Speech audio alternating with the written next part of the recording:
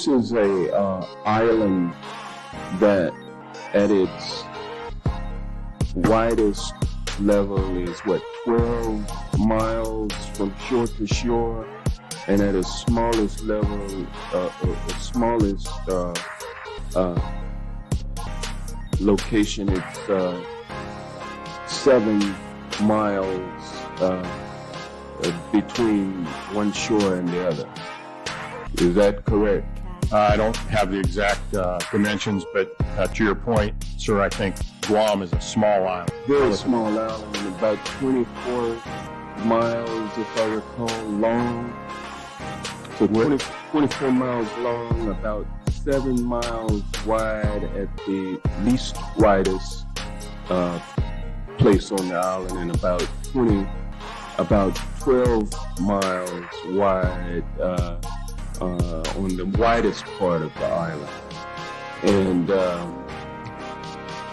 I don't know how many square miles that is. Do you happen to know?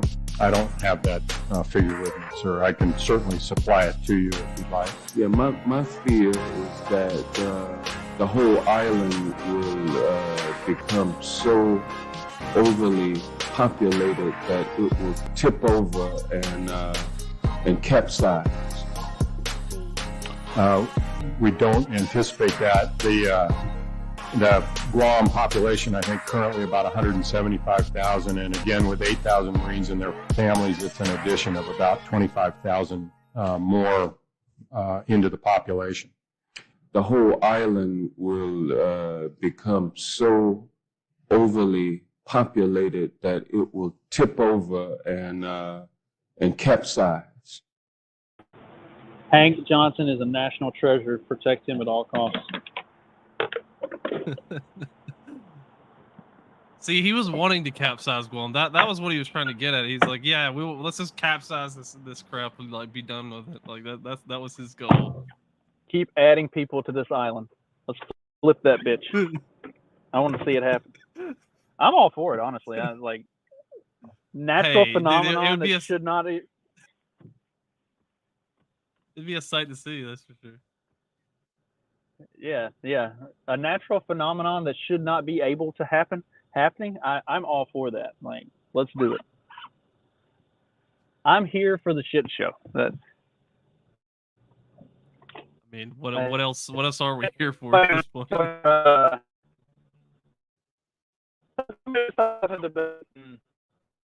we not have any more debates? Like, that's so terrible. Like, that's the point. It's supposed to be terrible. You figured out the point that all of this theater, it's all supposed to be terrible. You're supposed to be here to enjoy how fucking terrible it is. These like politics and everything else, especially politics. It's like the B horror movie genre. Like, it's bad. It's supposed to be bad. We know it's bad. The reason that we watch it is because it's bad, and we want to enjoy how bad it is. The only way it can be, the only way that like a B horror movie can be worse is if it's unintentionally bad. It's bad, but it still ends up being bad. Like, that's the best, and that's why American politics is so amazing, because they're the unintentionally bad B horror movie. They don't realize that they're bad. They think that they're doing good, and they're trying really hard, which makes it all the more hilarious.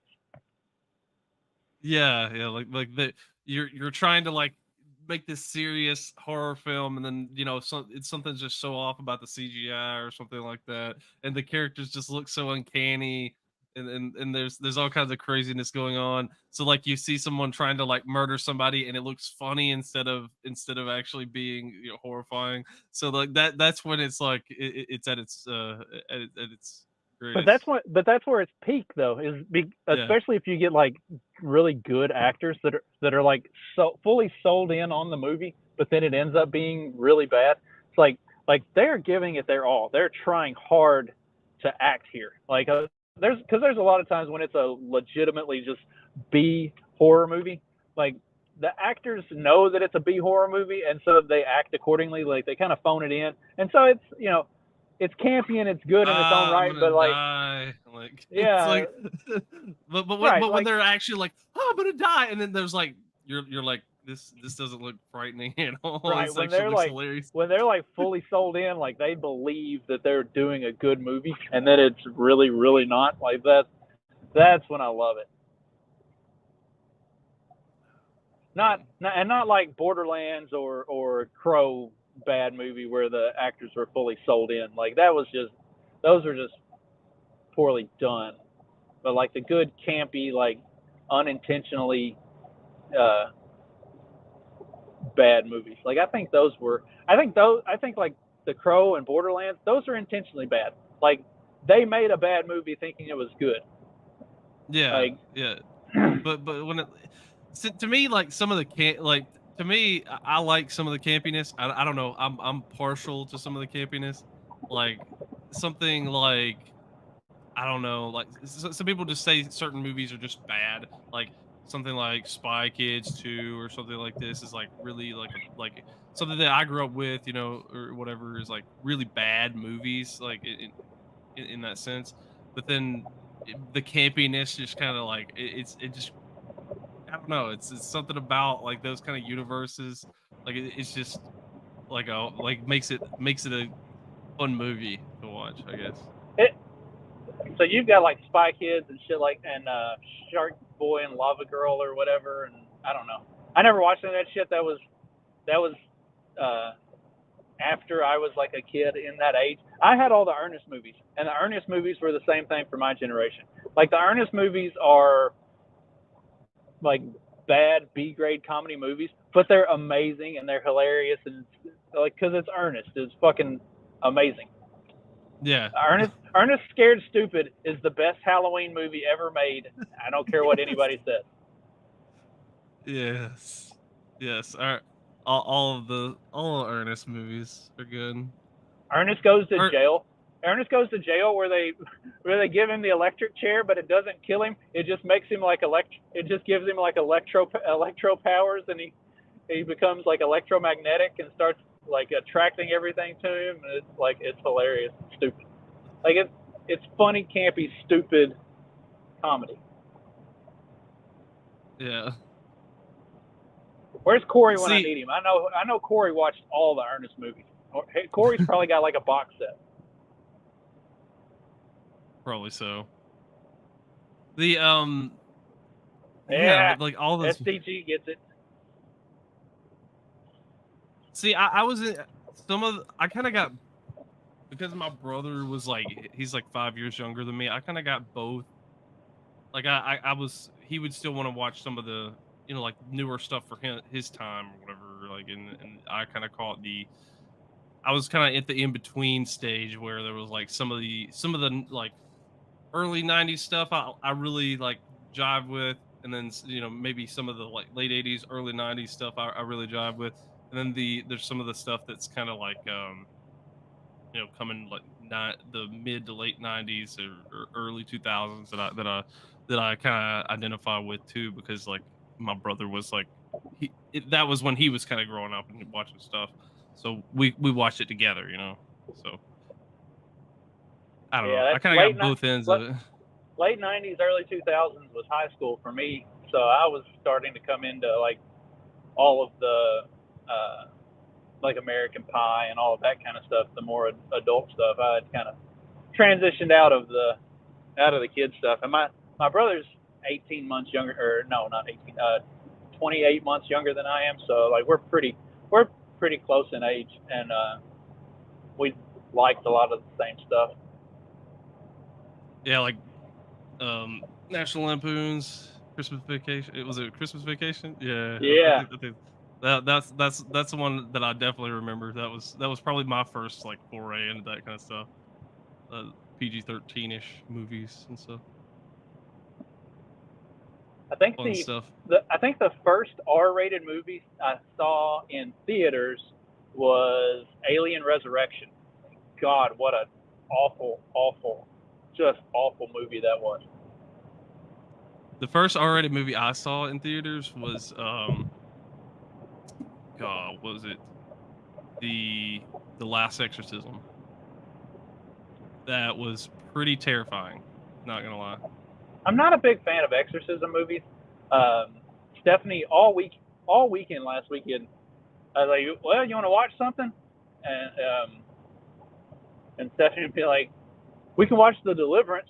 I was like, I watched The Deliverance when I was in like high school. Like, I don't need to watch that. She meant like this new one that's on Netflix. I'm like, why do you want to watch? Why do you want to watch it? Like, hillbillies rape somebody. Like, I don't. It's a hard pass. Like, I've seen it. It's fine. Like, the band and everything. That's basically what they did with the last exorcism. It was more of like pastor in a small town, kind of thing, and does the deed with his daughter or something like that, produces some kind of like weird baby, and then it becomes like a demon. And that's kind of like great. But she wanted to watch The Deliverance, which is that the Netflix show about the black family in Gary, Indiana, that the house was possessed or haunted or something, and had a portal to hell that some demons came out and possessed the kids and all kinds of crazy shit. And, so we watched it. Like, we watched it, and I didn't know anything about the movie until she said we could watch it, and so I just kind of like looked for something about it, and there was a lot of like social commentary type stuff about because it's about a black struggling mom who's trying to pay her bills and take care of her kids, and dad's deployed to Afghanistan or something, not really around anyway, and all this other stuff. And I was like, oh, it's like, this is gonna be some like woke. I thought this is gonna be some woke, like, black people have it so terrible kind of shit. And I was like, okay, I mean, I guess it might not be that bad. And then we're watching it, and I realized this is attempting to be a horror movie, except that it was never scary at any point. And then it became an exorcism movie, and then it just finally like devolved into full blown like the campy, not in a good way, campy, terrible exorcism movie tropes. It's like, why? Like, this was not good, but it at least had some promise at the beginning, and eventually it just devolves into like, why the fuck are we watching this? And so then I started digging it up, and like, because it is based on a true story, and I didn't even get a lot of the shit about the true story right. And it's like, what? I was not impressed. And the problem is, like, the social. So you want to know the answer to that question? A horror movie full of black people, who dies first? The white woman. The white woman. And that was another thing, was they made the mom white, but the mom in real life was black. So then people are all up in arms about, why did you make the mom white when the mom was black in real life? Whitewashing, yeah. It's like, this is fucking Netflix. They've been making white characters black for years. I don't give a fuck if they make one black person into a white person. Like, it's called it. They literally make like Cleopatra like black or whatever. Right. And then that's especially hilarious when all of these like genetic sampling tests and stuff have come back because they have plenty of mummies and all kinds of other stuff from all of these pyramids and tombs and stuff that they found in Egypt. And so they've done like genetic marker testing on all of this stuff and discover that, oh yeah, it turns out like all of these Egyptians were actually like mostly Eastern European like whites, not African blacks. Oh, crazy, right? Y'all was not kings after all. Y'all were the ones who built the fucking pyramids. That's why when they talk about like, oh, if Jews are so averse to work, how do you explain the pyramids? Like, they were bringing in black slaves too. What are you talking about? They know who the heavy labor goes to. They kept the Jews around to run the fucking books and make sure that all of the poor citizens were bringing on their grain to be stored and stuff. Who you think was running that? Because the Egyptians were making people pay taxes. Who you think was running that shit? It was the Jews. That's why they had them as slaves. Come on. can't be that naive.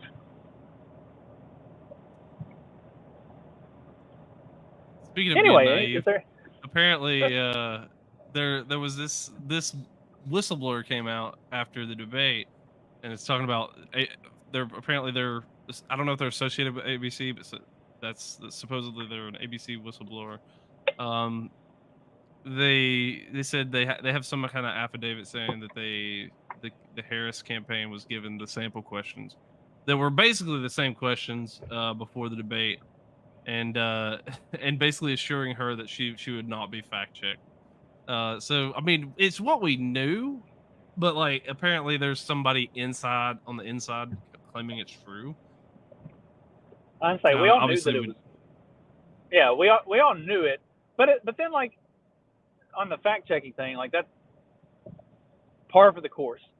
That's what they do. They're not going to fact check a Democrat ever. They're only going to fact check Trump. Everybody knew that going in. If you didn't know that going in, you're fucking naive or delusional. And then on the like Harris got the questions early, like that's inconsequential. All of the questions that were asked were basically the same line of questions. Why is Trump bad? Yeah, well, I mean, it was a lot of the same line of questions that they asked her in. We've heard 2020. Yeah. Her CNN interview. It's the same questions they've asked Trump in every like sit down interview that he's done. Like this, the questions weren't something that needed to be leaked. Like Trump's team could have put together a full prep packet just based off of the first debate, the sit-down interviews he's done, and the interview Kamala Harris did, and had everything. The problem with that is that Trump doesn't do prep. Trump does not do debate prep. Like, to his detriment. His biggest flaw. Because he could have literally, because I feel like that's whenever he gets a lot of like the tangent, some of his tangents are good. So like tying. So this is what I was telling my wife or whatever, because she was asking like what some people were talking about the debate. She was just like asking like, hey, some people were talking about this debate and they were saying stuff about it, like what actually was said. Basically, she was asking me what was said, and we were talking about the cats thing or whatever, and I was just like Trump was, so they asked him an economic question, and Trump was trying to tie the economy to the levels of immigration, and what he's like, it's smart what he's doing, because he's talking about like, oh, they've ruined the economy, it's terrible, like, yeah, he's kind of doing the Trumpism thing, they ruined the economy, it's terrible now, it's never been worse, and then all of a sudden what he's doing is he's trying to, then he like kind of flips, and he doesn't do it elegantly, which is what frustrates a lot of people, but like he's just saying like, yeah, the levels of immigration going unchecked, these Haitians that they're bringing in, blah blah blah, and then they're eating the cats. Like but that was kind of a tangent, and it's funny that they said that, right? But he was trying to tie the economy to the levels of immigration and what they're doing to local communities. He's trying to give you a picture of like what your local economy is like, what's happening to your local economy. Your local economy is being overrun with all these immigrants who are taking over like all of the resources that you need in your community, and that's why basically he was trying to say like, that's why Donald Trump am the better candidate, because I am going to deport all these people that are here illegally, that are just being shipped around all the country. We're going to deport them back, and then we're according to him, we're going to make them come through legally. So, I mean, that's and that's like the tangent thing is like he got hung up on the crowd size thing. Like the only people who are talking about crowd sizes are the Democrats at this point. Nobody fucking cares, but they keep bringing it up, and so then when they bring it up, now he has to get on the defensive. It's like the answer. So like the answer to the crowd size thing would have been to say the only people who are talking about crowd size are Democrats. Who cares? Move on to the next topic to actually make your point. And like that was the biggest problem, was he would interrupt the moderator trying to ask the next question to get like the last word on the crowd size and on that. Like, who fucking cares? Nobody cares.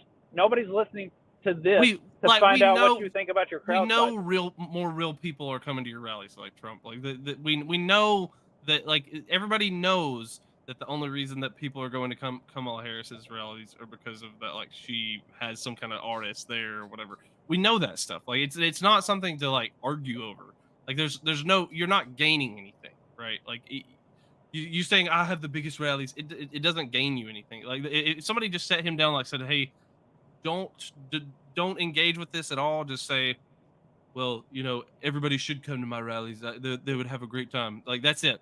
That's the biggest thing is like there were a lot of opportunities where she set him up to just absolutely knock her out with good like facts and statistics and stuff, and instead he would get bogged down in some bullshit and talk about that instead. And that's like that's a symptom of his lack of preparedness. Like he doesn't do any prep at all. So he's just going in there like whatever somebody's told him that he can, you know, throw off the top of his head. That's what he's going with. So he doesn't have anything, which in some ways I admire. Like built in. Some ways, right? Some ways I admire it because I don't like canned answers. Like a lot of people, you know, like the debate bros, they have canned answers. I despise people coming in there with just canned answers. Well, that's what I was. You asked me a question, I because say this. Then you have.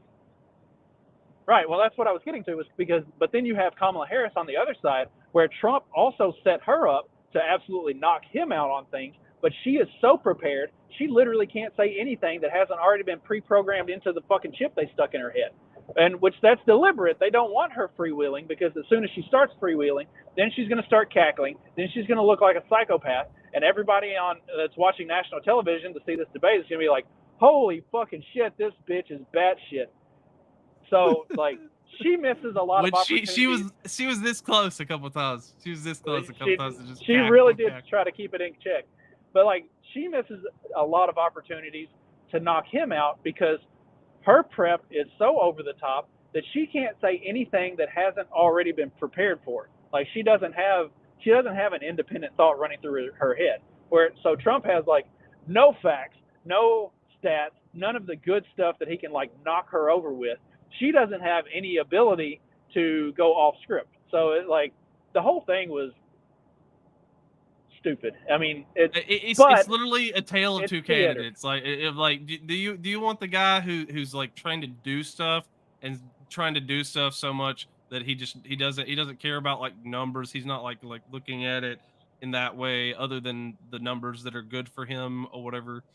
Like, and you know, then there's the other side is like, oh, they're all about you know, the canned answers, the facts and the data and all this kind of stuff. And that's kind of their bread and butter, like just of like basically being a good mouthpiece for whatever agenda is going to be pushed, I guess. Well, and the problem with that was like a lot of the stuff that Kamala Harris cites, so they don't fact check her live when she's talking about this stuff.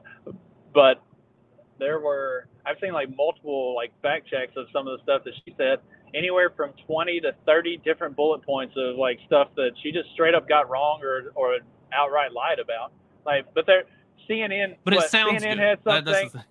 Right, CNN had something where they were like fact checking the debate. Donald Trump told 33 lies and Kamala Harris only told one. And it's like, what?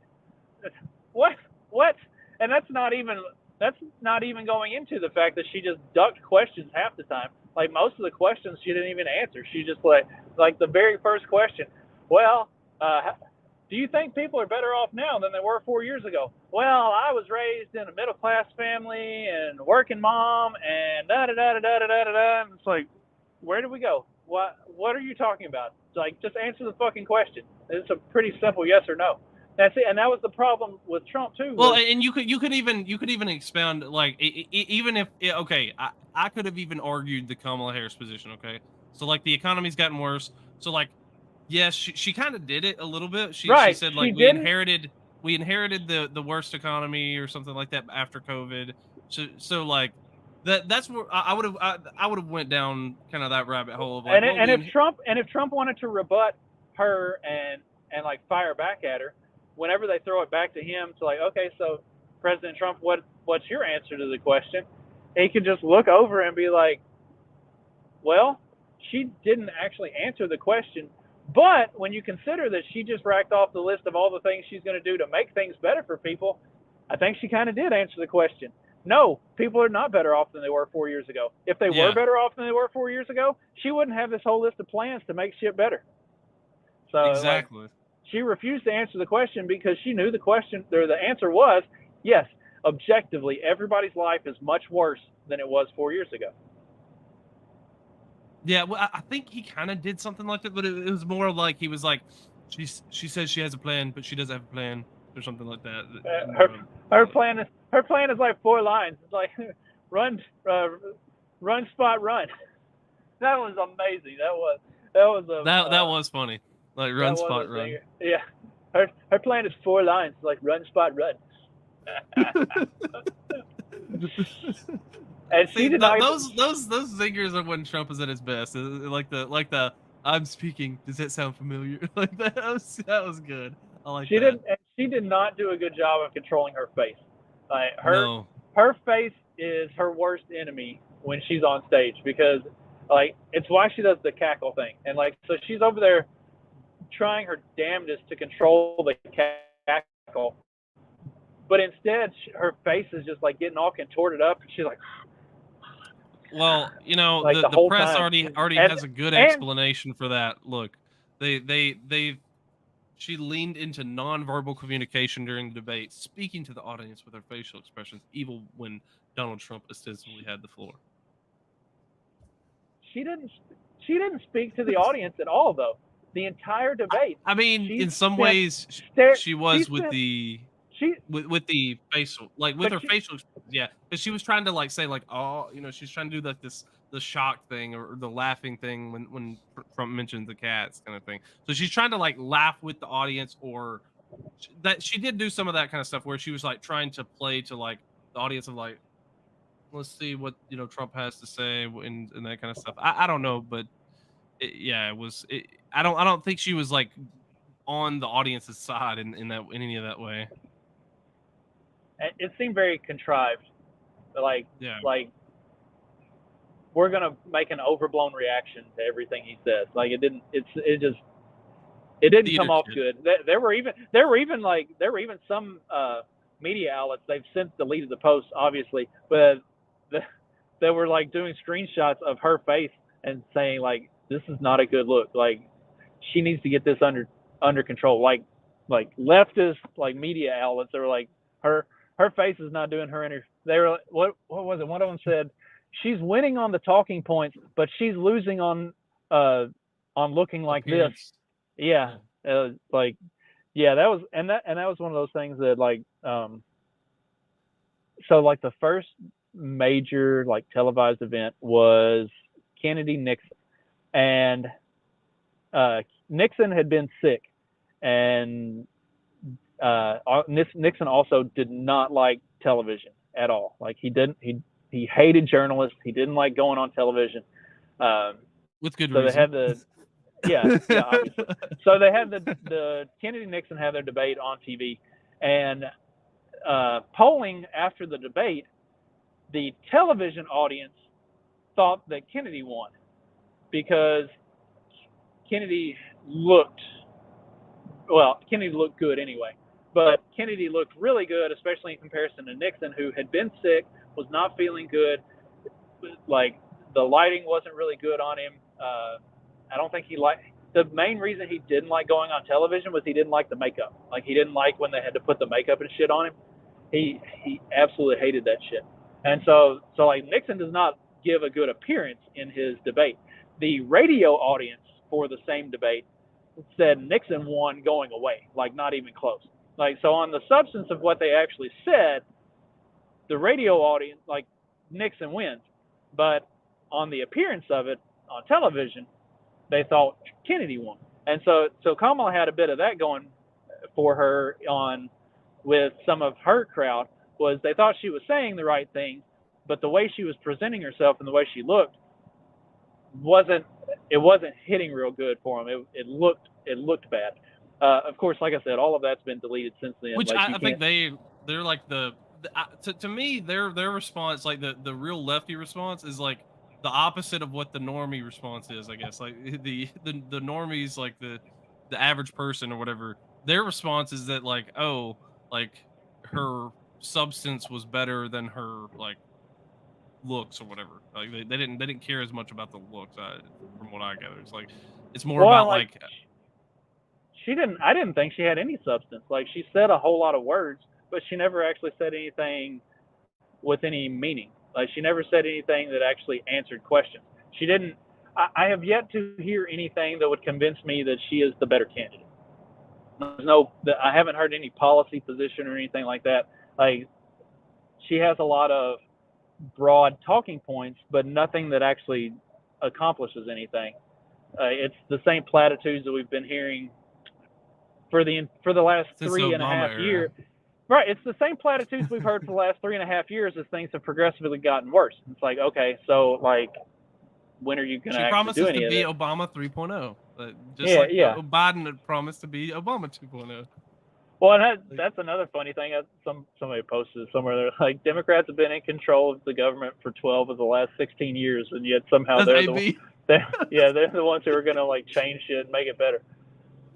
Yeah, that was AB. That was hilarious. He's like live tweeting the debate. Yeah, that dude is awesome. CTESPN for everybody. Yeah, no, maybe he can get Tua on there next, and then they can. So how's your football season going, fantasy and otherwise? Who are you a fan of in college? I mean, do you just root against Alabama? I mean, if you don't unfortunately you don't have a team. You just cheer for whoever's playing Alabama this week. Is that how your college football goes? I mean, I would say I'm an Auburn fan, but the past few years have just been a disappointment. So welcome to being a Mississippi State fan, buddy.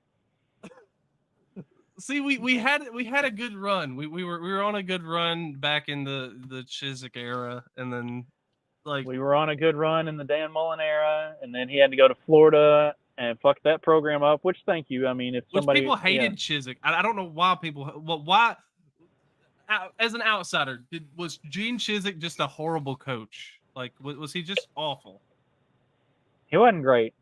Yeah, I don't think he was great, but I mean, like, people were like, "Oh, like he's so terrible," and then who do we get? I mean, like, that's how it always goes. Like the fan base, if somebody is not great, then they're going to be like, "This is the worst thing ever. This is worse than the Holocaust," which similarly. Both are wrong. Neither are actually nearly as bad as what they're portrayed, right? So, like, that's what you always get. Like, your fan base is rabidly hates the person that's not great, especially if you had any level of greatness. And so then they're like, all right, run this motherfucker out of town. So they run this motherfucker out of town. And then the next person they bring in sucks donkey dick. And then it's like, well, maybe we overreacted a little bit, and that last guy wasn't all that bad. And like Mississippi State's problem is they have Mike Leach, and they're starting to build the program in the right direction, and then Leach fucking dies. Like you can't control that, right? Yeah. But also they then made the mistake of, because Leach and his defensive coordinator kind of behaved like co-head coaches, because Leach only coached the offensive side of the ball. Like he didn't fuck with defense at all. So he let his defensive coordinator just run the defense without Leach. He can't run offense, let me guess. Without Leach giving really any input. So because they had been such good friends and had called themselves co-head coaches, whenever Leach dies, they just promote the defensive coordinator to the head coach. And I'm like, okay, that's cool and all, except that like this was one of the worst defenses in the country. Like they couldn't stop fucking anybody. I'm pretty sure I could have taken a junior high football team out there and still picked up like 150 yards rushing a game on them. Like, this is bad. This dude should not be the head coach. This dude shouldn't even be the defensive coordinator. Like, and they promote him to head coach, and then everything just goes completely to fucking shit. Like, oh man, who could have seen that coming? And then they did the right thing and they fired him and actually hired a real coach. But now we're back to square one where we were before. Gotta rebuild again. Right, we're back to where we were before Leach showed up to begin with. Like now we're in the middle of another 2-year building program, building the program to get back to where we were 2 years ago. Like, it's just rinse and repeat and rinse and repeat. And it's, it's the same shit we went through after Mullen left. They brought in a guy that was not a good pick, but they brought him in because he kind of had run a similar offensive system as what Mullen had run. So they thought he would be a good fit for the players that were already in the program, except that he wasn't cut out to be a head coach. He fucking sucked. So now all the progress that we make under Mullen, now we go back and restart. And then we get Leach and we build, then he dies, and now we're back. And then they hire the wrong head coach, and now we're back to restart. It's like, yeah, here's apparently this is the latest on Auburn. So apparently Paul Feinbaum saying like Hugh Freeze, their head coach, doesn't look like he wants to be there. Which I mean with the way that they've been, I can't say I blame him, but like, come on, like you gotta have some like fire to bring back a program. Like, and Auburn could have the talent, like if they just actually developed it. And Hugh Freeze is a good coach, but Hugh Freeze is one of those guys that I think if he's going to be a head coach, he has to be a head coach at a small program. If he's going to be in a Power 5 conference program, he needs to be a coordinator, not a head coach. Like I mean, that's been his track record for his entire career. He's a really good head coach at small programs, but if you put him in a Power 5 conference as a head coach, it's not going to work out great. He's a better coordinator at that level, and I mean, and that's fine. Like, he doesn't like the big spotlight on him. Not everybody is cut out to be a head coach at a big program. That's fine. You see it all the time. Like, you see in college football, college basketball, you see these like mid-major programs that they do well, they overperform, they have several years of smashing success. The coach gets all these job offers, leaves, goes to a bigger school, and then they just fall flat on their fucking face because they're not cut out for recruiting and the pressure of being at that level. And then they'll fall back to another program that, another smaller program, and they'll usually find success again. It's why you get somebody like Mark Few at Gonzaga. It's why it doesn't matter what the offers are. Like, he's made. Like, all he's got to do is stay at Gonzaga and coach there forever, and win the WAC or whatever conference they're in now, and just be good. Like, you can make a career out of that, and you can build a program out of that. If you jump from school to school, like, the rare exception is John Calipari. Like, that, I think he's one of the rare exceptions. But then again, also he was just really good at recruiting, like more so than very good at recruiting, not so good at coaching. If you could, if talent was all it took to win games, he would be undefeated for his career. Yeah, exactly.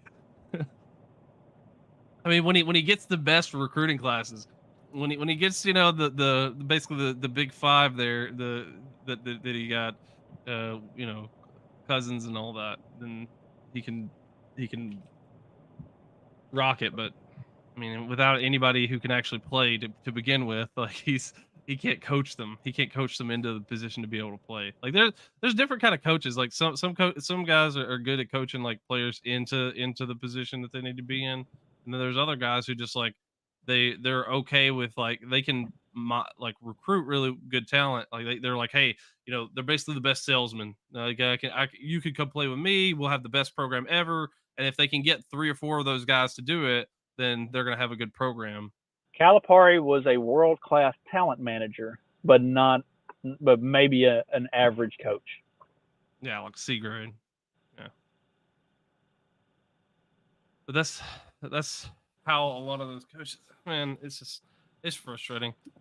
Like, honestly, yeah, but yeah, I would say I'm a reluctant Auburn fan. Like, I will still always be an Auburn fan.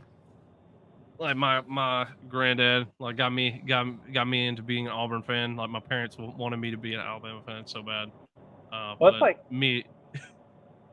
Well, like, I'm not an IU fan, and I never will be an IU fan. But I've got the season tickets, and like, it's fun. Like, we went to that game a couple weeks ago. A buddy of mine took my tickets to the game last week because I wasn't able to go, and like, he took a lot of pictures of it. He's like, the game was awesome. It's like, the The atmosphere is great. Like, there's nothing that beats college football. So, like, I can't go to Mississippi State games every year. That's 7-hour drive is a little much for a game. But I can drive an hour and 10 minutes to Bloomington and go to IU games and have a blast at the game and stuff, and get to see good teams playing stuff. Like, I am a fan of college football, but because my team is probably not going to be competing for SEC championship anytime in the next, like, I don't know, my lifetime, I can instead dedicate a lot of my time to just being a fan of football in general and not have to worry about my team. Like, I'll watch them when they play on the weekends, and I'll get mad and throw shit and break stuff, and, you know, it'll be good time, but I don't have to, like, hang my life on it every week. Yeah. Oh, anything else in the news today? Anything else worth talking about? I mean, let's see. I haven't. There was we were talking about. What were you gonna say? Oh, I'd say since the debate, the only thing that's really come out in the news has been more like talk about the debate, and so that's fine, but it makes for a slow news week, and there's not really a whole lot going on. Yeah, they kind of hyper focus on it, but apparently Donald Trump does say that he's not going to debate. So because we've done 2 debates and because they were successful, there will be no third debate. Which a lot of people were saying this is him like withdrawing because he's afraid or whatever. But I feel like this is like a point of strength. Like he doesn't have to, like, he's done the 2 debates. He doesn't have to go out there and do a third debate if he doesn't want to. But like Kamala was like asking, like, hey, we want to have a third debate, and I don't think that there's any. I mean, we're basically 2 months away. I don't really see any point. Nobody's going to change their mind with another debate in that time. And he could have just said, I honestly don't feel like going 3-on-1 and competing with moderators and Kamala Harris. Like, if they're going to do it on an objective network with unbiased moderators who aren't going to be attacking me 100% of the time, then yeah, we can do it. But that's not going to happen. They're not going to do that. So I'm out. Fuck y'all. Yeah. There's no reason for me to do this again. Y'all have shown your ass thoroughly. Deuces. That should have been his answer. Yeah.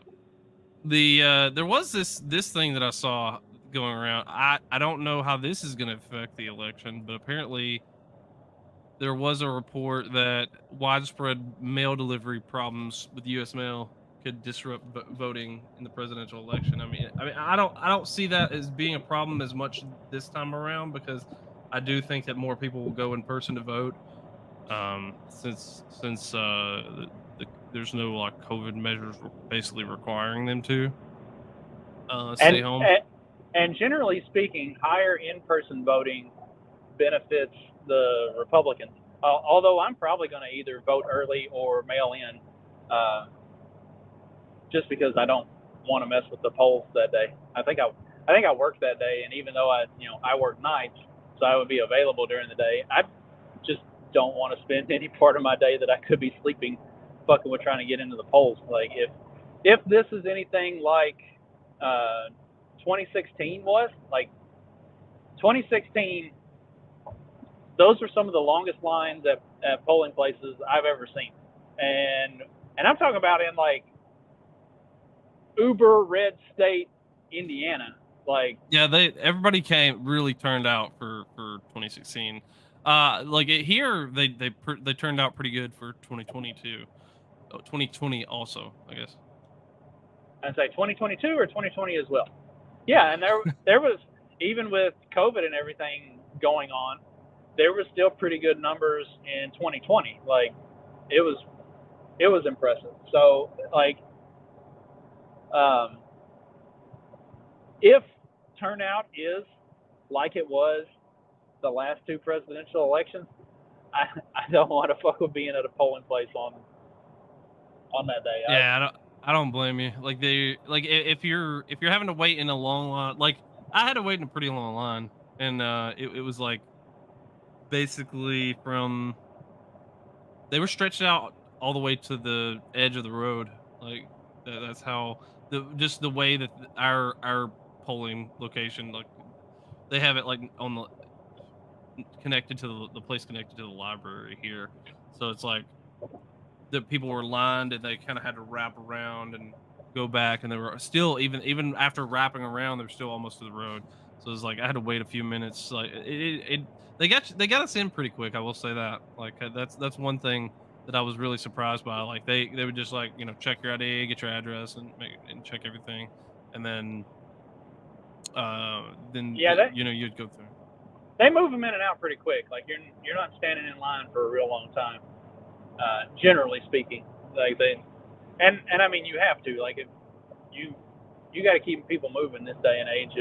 If you're standing in a long line and the line's not moving, people are just gonna be like, well, fuck this, I'll just go home. Yeah. Like I think the poll workers have a certain understanding that, like, we gotta keep these people moving, or they'll just like deuce out on us. Yeah, they won't vote. He's like, Which, yeah, the whole process is pretty smooth around here. I will say that, I don't know. I don't like that the machines don't like tell you anything. I would like feedback from the machines of like, hey, all it does is says like, hey, your ballot was accepted. Like that's all our machines do whenever you because you just run it through, like, it's a paper ballot, but you run it through a machine, just basically like what you did whenever you had your like standardized test in school. That's basically what they use. So, but I wish it would say like, hey, like here's kind of like what you voted, and like, do you want to confirm? I would kind of like a confirmation of like, hey, this is what we've got that you put down, and then that way, if you want to like, so yeah, like stick your ballot in. So you have a paper ballot, you stick it in, have it like come up on a screen, be like, this is what your choices were. Are you sure you want to accept? Yeah. Because sometimes I don't know if I trust those things just reading it, like you know what I mean, like, because I don't know, I'm not the most perfect if they make you color it, like if they could just make me like check or whatever, it would be better or something like that. I don't like the whole color in the bubble perfectly thing. I'm not a fan of those. I mean, that's the nice thing with the electronic machines, even though there's all the Dominion shit and whatever. I don't think it's Dominion that runs the machines here. And we had the electronic machines in Kentucky when I first got to start voting back in my first election was 2004 that I actually voted in. So like the electronic machines are not anything new, but like it is nice that you like go through and you make all of your selections, and then when you get to the end, it tells you what your selections were, and it's like, do you want to proceed? Yeah, see, I wish we could just have the same thing for a paper ballot. That's I would prefer it to be a paper ballot. Stick the paper ballot in, it registers it, it pops it up on the screen. It's like, these were the selections you made. Are you sure you want to proceed? And then you just hit yes. Yeah, that would be my ideal way of doing it. But yeah, I don't know. At least it was a pretty quick process. Like the polls should go through pretty quick. But yeah, I don't know.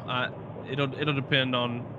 I live just right down the road from our polling place, though, so it's not like a big deal for me to like go out of my. I'm not going out of my way to. So SDG says a lot of people turned out to vote against Hillary. God, that woman is insufferable. I wonder if there will be a similar turnout to vote against Kamala, because she, regardless of what the mainstream corporate press says about her and has been saying about her for the last month and a half, she is wildly unpopular. And I mean, that was one of the things that Trump could have and should have hit her with whenever she talked about the like 200 former staffers who are voting for him, or who have said that they're voting for her. She had like a 20% approval rating before she actually started running for president. Right. That's what he. That's right. Like. That's what he should have hit her with, is whenever she talks about like 200 former cabinet members who are voting for her instead of him. It should have been like, you literally had the lowest approval rating of any vice president ever, including the guy who's voting for you that shot somebody in the face. So, like, how about that? Also, what happened with that time that your entire staff turned over 4 times over the course of 2 months? Think any of those people are voting for you? That, like, he had opportunities. That next Yeah, there time, was a I can't find it right now, but there was a thing saying that like young men, basically a little bit younger than us, essentially like the in between, not like basically the 22 to 28 range or something like that. They would they were polling more for Trump actually than or more than what they expected, I guess. Like the young men, like it's basically like a like 60-40 instead of what they thought it would be, like a 70-30 kind of thing, which is like really bad for her. Well, and even younger than that, if you go down and you start looking at like 16 to 22, 24, somewhere in that range, like even young males are trending more conservative, more towards Republican than. Sorry, buddy, but like your generation, the middle millennials, y'all fucking suck. They're all a bunch of cucks that don't believe in feminism. I'm at the end of it. See, I'm not middle. I'm not the middle. I'm like at the end of. I'm at the end of millennials. I'm basically right before the Zoomers. That's where I'm at. Yeah. So it's hard to keep up. I'm like the in between. Because there's some, like, depending on how you look at like the numbers or whatever, like the years, it's like I'm either like a very end of the millennial or like very early Zoomer based on the way that they say. But that's like I don't consider myself Zoomer. That's like for mine. I'm either considered like really, really early millennial or really, really late Gen X. We're that like 1979 to 1985 group that's like Xennial or whatever. Like, we hate the millennials because we can't identify with them at all, but we're too young for Generation X to consider us a part of them. So we're just like stuck out in fucking no man's land. You're kind of on the other end of the millennial spectrum of that, where like you're not really a millennial, but also you're not Gen Z or whatever. You're kind of hanging out in the middle. Y'all will eventually settle down and have a chance to start using your brains for more than just like staying alive and surviving. And then you'll come up with a cool term for yourselves. Like, we got Xennial. You'll get, I don't know, something. Milzoomer. Milzoomer. That sounds pretty retarded. Awful.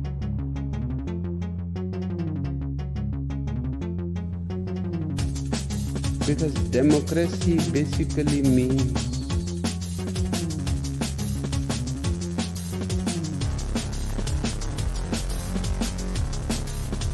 government by the people, of the people, for the people. But the people are retarded.